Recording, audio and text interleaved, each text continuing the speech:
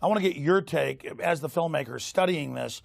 Why do people submit to being manipulated? For me, it makes me very angry that people are lying and trying to program me, trying to manipulate my free will. I think one of the biggest aspects of it is the 15,000 hours of compulsory schooling. You know, we're taught not to question, we're taught to accept information on authority and regurgitate useless facts, not how to think, not how to be a person and think critically. That's got to be one of the most integral parts of it.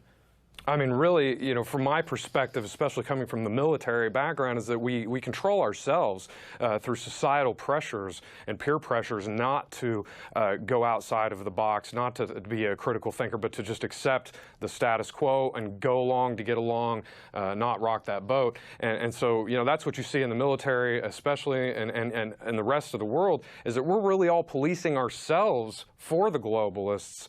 They don't have to do much. They've entrained us so much that we pretty much take care of the job. They set up the parameters, and then we just stay within them. They've done these studies where they've got rats at universities within a steel maze that has little artificial lights and things. They think that's the whole universe. But if they could ever chew their way out, they would realize there's a whole planet around them. And I really think it goes back to Plato's allegory of the cave. Take the military.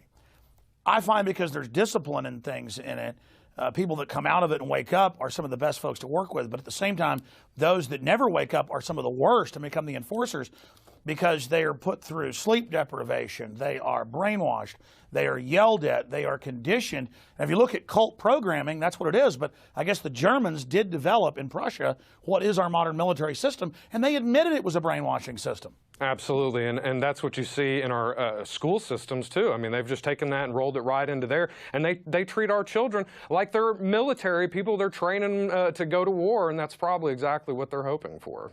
I think that you know, people want to be part of society. I mean, that's a natural you know, thing that we do. But yet we're not given any other parameters, like you were saying. They don't know anything that's outside of that maze. You know, we're not taught to think critically and have original thought. They use our natural capacity. They use the fact that we naturally in a tribe want to conform and be friendly as humans and share. They artificially manipulate that.